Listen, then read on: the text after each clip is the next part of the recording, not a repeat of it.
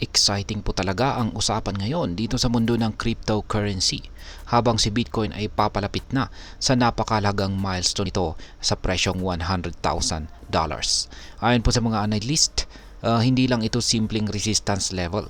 Ito rin ang posibleng simula ng mas malalaking paggalaw ng presyo ni Bitcoin.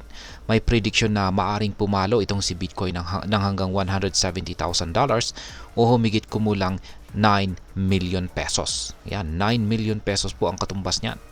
Isang pag-akyat na 150% mula sa kasalukuyang presyo nito. Pero paano nga ba ito mangyayari? At ano ang mga senaryong maaring maglaro sa market? Kaya ayan po ang siyang ating pag-uusapan sa video na ito.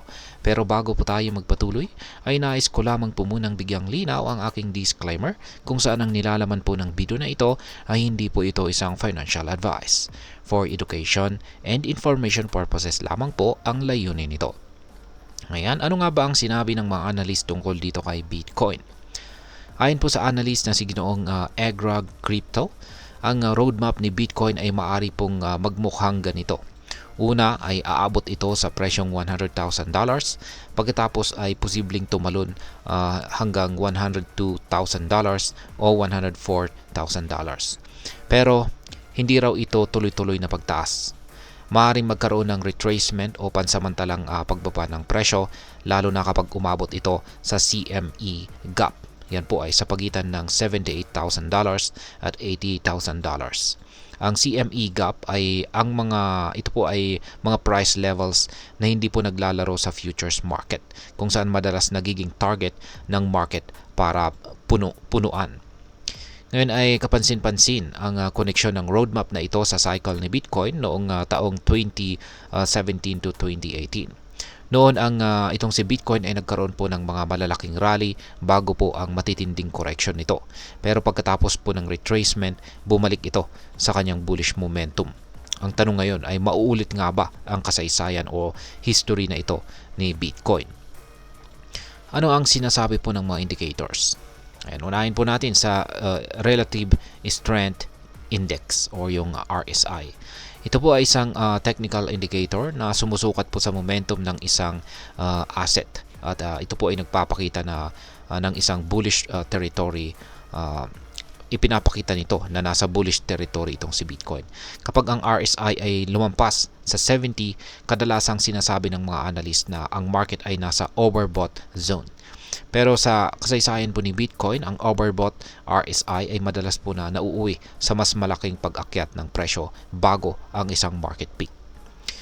Bukod dito, ayon po kay CryptoQuant, yan, or sa CryptoQuant na ayan, ang bull bear market cycle indicator ay nasa bullish zone na rin.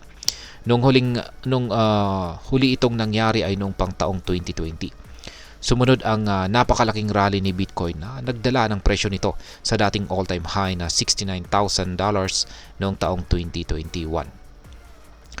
Ayan, paano naman nakakaapekto ang mga whale activities? Malaki rin po ang naitutulong ng tinatawag na whale activity o ang mga malalaking pagbili ng Bitcoin ng mga high net worth investors or institutions. Ayon po sa CEO ng CryptoQuant na si Ginoong Kiyong Ju, ang kasalukuyang rally ay pangunahing pinapatakbo or yung may control po rito ay yung mga whales. Ang kanilang pagbili ng mga malalaking volume ay ito po yung nagiging sanhi ng pagtaas ng kumpiyansa sa market na siyang nagtutulak sa presyo ni Bitcoin ng pataas. Ngayon ay ano naman po ang maaaring maging epekto nito para sa atin bilang mga Pinoy crypto investors or traders. Para sa atin, ang posibilidad ng pag-akyat ni Bitcoin sa presyong $170,000 ay isa po itong magandang balita syempre, lalo na kung ikaw ay hodler o long-term investor ni Bitcoin. Ang ganito pong senaryo ay maaaring magbigay ng malaking kita sa mga may hawak or holdings na Bitcoin. Pero para sa mga short-term traders, dapat pong maging maingat.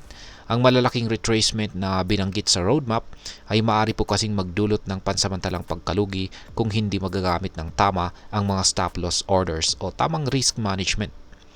Isa ring mahalagang takeaway dito ay ang pag-aaral ng technical analysis. Kung naiintindihan mo ang mga concepts tulad ng RSI, Fibonacci retracement at CME gap, mas magiging handa kang magplano ng iyong susunod na galaw sa market. Ngayon ay ano naman po ang aking masasabi tungkol dito? Naniniwala po ako na si Bitcoin ay nananatiling isa sa mga pinaka-promising assets sa mundo ng cryptocurrency. Pero dapat pong tandaan na ang bawat rally ay may kaakibat na risk. Sa kasaysayan ni Bitcoin, ang malalaking rally ay kadalasang sinusundan ng mga correction bago po ito tuluyang tumaas muli. Kung ikaw ay isang Pinoy investor, tandaan na mahalaga po ang diversification at ang pagkakaroon ng long-term na pananaw. Hindi mo kailangang habulin ang presyo sa tuwing may rally. Sa halip ay mag-focus sa fundamental value ni Bitcoin bilang isang digital asset na nagbibigay ng oportunidad para sa paglago ng ating portfolio. Kung gusto mong manatiling updated sa crypto news, mga balita tungkol sa crypto at makakuha ng insights sa market, huwag pong kalimutang mag-subscribe dito sa aking YouTube channel na ito.